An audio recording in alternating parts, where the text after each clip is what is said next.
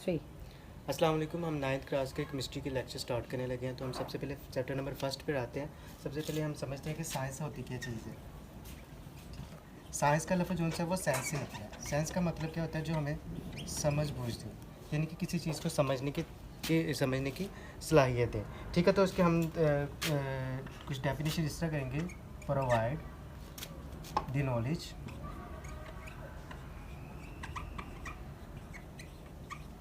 Provide understanding.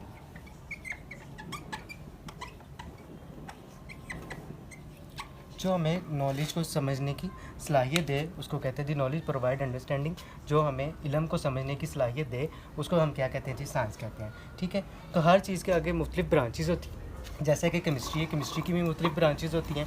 ठीक है, हर चीज़ की अपनी ब्रांचेस होती हैं। एक दरख्त है, दरख्त की भी मुख्तलिफ ब्रांचेस होंगी। ठीक है, तो इसलिए साइंस है, साइंस की आगे ब्रांचेस आ जाती हैं। उनमें होते हैं फिज़िक्स, केमिस्ट्री और बायो और सो ऑन। तो हम सबसे पहले केमिस्ट्री के, और कुछ लोग कहते हैं कि जी फिज़िक्स और केमिस्ट्री सेम होती है। फ़िज़िक्स और केमिस्ट्री सेम नहीं होती, डिफरेंट होती है। फ़िज़िक्स में हम जी एक्सेलरेशन और किसी चीज़ की वेलोसिटी, अगर कोई चीज़ मूव कर रही है तो उसके बारे में हम पढ़ते हैं, इलेक्ट्रिसिटी के बारे में पढ़ते हैं। जबकि केमिस्ट्री में हम अगर जो रोज़मर्रा की ज़िंदगी में इस्तेमाल होने वाली चीज़ें हैं उनके बारे में हम पढ़ते हैं जी, कि वो क्या चीज़ है, उसमें केमिस्ट क्या है, उसमें केमिकल क्या यूज़ हो रही है। फॉर एग्ज़ाम्पल हम घरों में डिटर्जेंट्स यूज़ करते हैं, इसी तरह वाटर यूज़ करते हैं, और भी चीज़ें यूज़ करते हैं, कास्टिक सोडा यूज़ करते हैं। सो जो भी चीज़ें हम यूज़ करते हैं तो उसमें हमारे केमिकल क्या चीज़ इस्तेमाल हो रही है। तो हम केमिस्ट्री की डेफिनेशन को समझने के लिए सबसे पहले हम एक एग्जांपल लेते हैं कि हमने वाटर लिया। वाटर के अंदर हमने जी वाटर है, वाटर के अंदर हमने डिटर्जेंट्स डाले हैं। डिटर्जेंट डालने से सबसे पहले क्या चेंज होगी, उसकी कंपोजिशन ही एक चेंज होगी। ठीक है, हमारे पास डिटर्जेंट थे वो हमारे पास सॉलिड फॉर्म में थे, वाटर में जाके वो लिक्विड फॉर्म में चेंज हो गए। नेक्स्ट उसकी स्ट्रक्चर ही चेंज होगी, यानी कि जब हम इसको शेक करेंगे ऊपर बन जाएंगे बबल्स, तो यानी कि इसकी स्ट्रक्चर भी चेंज होगी। फिर उसके बाद हम नेक्स्ट चेंज करेंगे इसकी प्रॉपर्टीज़। तो इसकी प्रॉपर्टीज़ में क्या फ़र्क आया, इसकी प्रॉपर्टीज़ में ये फ़र्क आएगा कि इसकी प्रॉपर्टीज़ में ये होगा कि इसका मेल्टिंग पॉइंट, बॉइलिंग पॉइंट वगैरह चेंज हो जाएगा। तो पहले यानी कि 100 पे बॉयल हो रहा था तो फिर ज़्यादा टेम्परेचर ये लेगा। तो केमिस्ट्री को हम कहते हैं, सबसे पहले हम लिखेंगे इसकी डेफिनेशन, ये ब्रांच ऑफ साइंस, क्योंकि ये ब्रांच है साइंस की, इसको ब्रांच ऑफ साइंस, ठीक है, which deals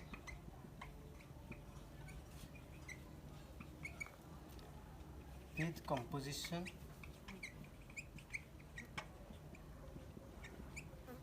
structure and properties of a matter। यानी कि हमने एक मैटर डाला है, उसके अंदर उसने and reaction of a matter, इसका हम रिएक्शन भी लिख सकते हैं क्योंकि वो रिएक्शन किस तरीके से कर रहा है। ठीक है, वाटर के साथ उसने कितनी जल्दी रिएक्ट किया है, ये वो। ठीक है, तो इनमें structure, properties and reaction of a matter पढ़ा। ठीक है, नेक्स्ट हम आगे पढ़ते हैं जी। नेक्स्ट इसकी ब्रांचेस आ जाती हैं। अब केमिस्ट्री है, अब हम आपको बताया था कि एक दरख्त है, दरख्त की भी मुख्तलिफ ब्रांचेस होती हैं। इस तरह अगर फॉर एग्जांपल हम एक बैंक है, बैंक की मुख्तलिफ ब्रांचेस होंगी मगर उनका नाम चेंज होगा, मगर बैंक एक ही होगा। तो इसी तरह दरख्त है, फॉर एग्जांपल हमारे पास केमिस्ट्री है, केमिस्ट्री एक दरख्त है। ठीक है, तो इसकी ब्रांचेस भी होंगी। ठीक है, ब्रांचेस शाखें को कहते हैं, तो इसकी मुख्तलिफ शाखें होंगी। तो केमिस्ट्री की शाखें जो सी होती हैं वो 8 होती हैं। ठीक है, तो सबसे पहले हमारे पास ब्रांचेस में सबसे पहले हमारे पास आती है फिजिकल केमिस्ट्री।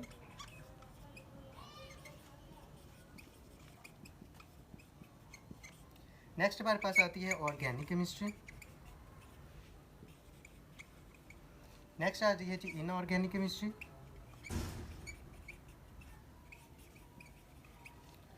और इसके बाद आती है जी इन्वायरमेंटल केमिस्ट्री।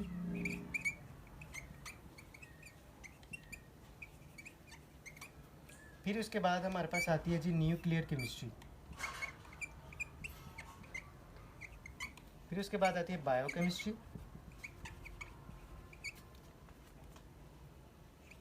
और नेक्स्ट लास्ट पे हमारे पास आती है जी एनालिटिकल केमिस्ट्री।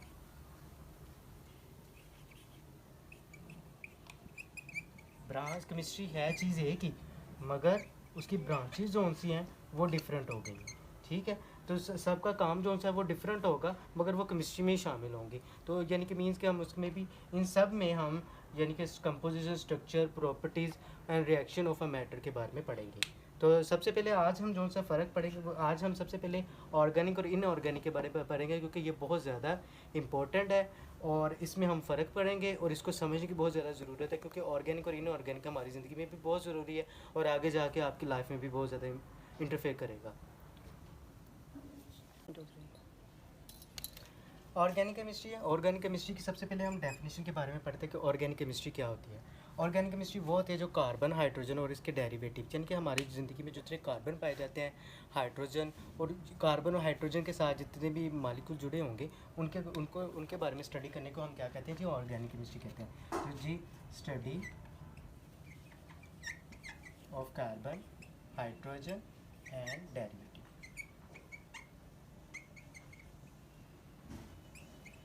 डेरिवेटिव मीन्स के साथ उसके जुड़े होते हैं आप फाइबर और कार्बन जो से वो लॉन्ग चेन बनाती है, जिसे कैटिनेशन कहते हैं, यानी कि बहुत ज़्यादा लंबी चेन बनाती है। यानी कि कार्बन के साथ जितने मालिक्यूल जुड़े होंगे हम उनको ऑर्गेनिक केमिस्ट्री में अखज़ करेंगे। इन ऑर्गेनिक केमिस्ट्री में हम कह सकते हैं कि जी जो aspect of carbon, hydrogen and their derivative, यानी कि कार्बन और हाइड्रोजन के अलावा इसके जितने भी डेरिवेटिव है उसको हम स्टडी करने को क्या कहते हैं जी, इनऑर्गेनिक केमिस्ट्री कहते हैं। नेक्स्ट हम इसका फ़र्क कर लेते हैं जी। जो ऑर्गेनिक केमिस्ट्री होती है, इसमें गैस भी हो सकती है, लिक्विड भी फॉर्म में भी हो सकते हैं और सॉलिड फॉर्म में भी हो सकते हैं। जबकि इनऑर्गेनिक केमिस्ट्री है ये ज़्यादातर सॉलिड फॉर्म में ही पाई जाती है। ठीक है, तो आगे जाके हम ये इसका अच्छे तरीके से यानी कि एग्जांपल लेके मुताला करेंगे तो फिर हमें पता लग जाएगा ज़्यादा बेहतर तरीके से। तो इसके बाद हमारे पास नेक्स्ट जो सी आती है वो है कि ये जो से ऑर्गेनिक केमिस्ट्री जो सी है ये हमारे पास एनिमल, प्लांट में पाई जाती है। एनिमल में, प्लांट्स फॉर्म में पाई जाती है, जबकि ये जो सी होती है ये ज़्यादातर मिनरल में पाई जाती है। यानी कि मिल्स में, यानी कि नमक हो गया, साल्ट वगैरह। अब मिल्स माइन यानी कि खेड़ा माइंस के बारे में आपने सुना होगा कि वो भी एक मिनरल है, साल्ट है। तो ये जो सा है मिनरल्स में, ये प्लांट्स और एनिमल में यानी कि हम कह देते हैं कि सीड वगैरह जो सी होती है, अब सूरज की मक्खी का हम तेल जो सा हासिल करते हैं वगैरह, ये जो सी चीज़ें होती हैं, ये जो सी है ये इसमें आती हैं, एक ऑर्गेनिक केमिस्ट्री में आती हैं। तो आपको पता है कि सीड जो सा होता है वो सॉलिड फॉर्म में भी होता है, ऑयल जो सा होता है लिक्विड फॉर्म में भी होता है, तो इसको गैसियस फॉर्म में भी हम कह सकते हैं। तो नेक्स्ट हम कहते हैं, अब इसका जो सा होता है ये कोवलेंट बॉन्ड के ज़रिए जुड़े होते हैं।